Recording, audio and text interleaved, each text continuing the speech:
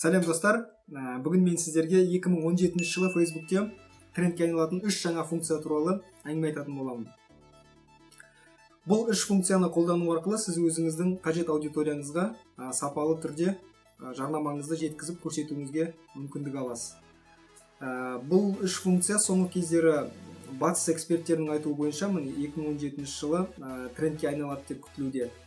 Сонымен осы видеода әрқайсысына жеке-жеке қысқаша ғана тоқталып өтуді жөн көрдім. Біріншісі ол сөзсіз видео контент. Егер де сіз Facebook'ның видео контентін қолданбаған болсаңыз жарнамаға, онда міндетті түрде қолдануға кеңес беремін. Себебі видео контент соңғы кездері өте қарқынмен дамып келе жатқан жарнаманың түрі. Біріншіден ол Facebook'та жарнама беру өте арзан. Мысалы, YouTube'пен салыстыратын болсаңыз, Facebook'та жарнама беру өте арзанға түседі. Мысалы, сіз бір адамға көрсету үшін 1 центке сіз бір адамға өзіңіздің видеоңызды көрсете аласыз. Өте арзан, теңгемен алсаңыз, шақ теңгеге сонда сіз видеоңызды көрсетуіңізге болады. Ал YouTube'да сіз ондай мүмкіндікке ие бола алмайсыз. Сондықтан біріншіден арзан, екіншіден визуализация.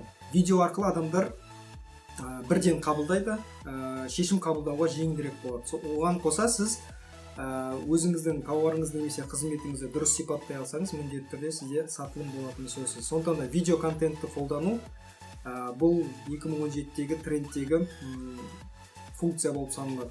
Оған қоса өздеріңіз білесіздер, соңғы кездері Facebook Live пен Instagram Live алдыңғы орынға шықты, яғни тікелей эфирлері.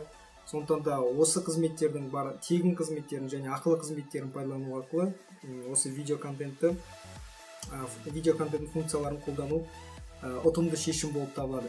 Екінші жаңа қосылған қызметтің түрі ол мессенджер. Мессенджерде сіз екі түрлі жарнаманың түрі пайда болды. Біріншісі placement деп аталады, екіншісі destination деп аталады. Екі жарнамалық қызметті де пайдалану арқылы сіз өзіңіздің аудиторияңызға жарнамаңызды көрсете аласыз. Мессенджердің артықшылығы, сіз өзіңіздің клиентіңізбен тікелей әңгімелесуге жағдай жасайсыз. Яғни сіз жарнамаңызды бересіз, көрген адам сізге хат жазу деген батырмасы дайын тұрады. Хат жазған бетте сіздің бизнес парақшаңыздағы мессенджерге айналып түседі. Сол жерде сіз өзіңіздің клиентіңізбен ары қарай әңгімеңізді жалғастырасыз. Мысалға айталық, сіз егер де консультант болсаңыз, консультация беретін болсаңыз, онда сізге міндетті түрде қолдану керек, себебі сіз жарнамаңызды бересіз. Мысалы, белгілі бір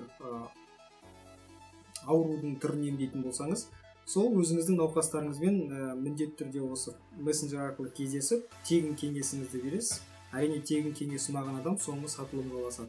Сондықтан да мессенджерді пайдалану ол өте пайдалы. Сіз клиентіңізбен онлайнда бетпе-бет жүздесесіз. Үшінші жарнаманың түрі ол аудитория бөлімінде жаңадан пайда болған пейдж деп аталатын жаңа функция. Бұл функция сізге ерекше ұнауға тиіс. Осы Қазақстанда бұл 1 апта бұрын ғана қосылды. Өте қызық функция. Бұл функция сіздің бизнес парақшаңыз арқылы әрекеттескен адамдарды бір жерге жинау функциясы. Бұл функцияның қызығы, егер ол адам, қандай да бір адам сіздің парақшаңызға лайк басқан болса, бөліскен болса, коммент жазған болса, немесе басқа да әрекеттесу қызметтерін жасаған болса, сол адамдарды бір жерге жасау функциясы. Бұл функцияны пайдалану арқылы сіз бір рет болса да таныс адамдарыңызға өзіңіздің қызметіңізді көрсете аласыз. Жарнаманы көрген адам сіз екенін бірден түсініп, ары қарай өзінің шешімін қабылдайды. Сонымен достар, осы қысқа видеода біз 2017 жылғы Facebook'те трендке айналатын негізгі 3 функцияны қарадық. Бұл біріншісі видео контент, екіншісі мессенджердің жарнамасы, үшіншісі пейдж деп аталатын аудитория бөлімінің жаңа функциясы. Бұл функцияларды алдағы видеоларда әрқайсысына жеке-жеке тоқталып, кеңінен түсіндіретін боламын. Егер достар осы видео ұнаған болса, бөлісіңіздер, лайк қойыңыздар және сұрақтарыңыз болса, міндетті түрде комментте сұрақ қалдырыңыздар.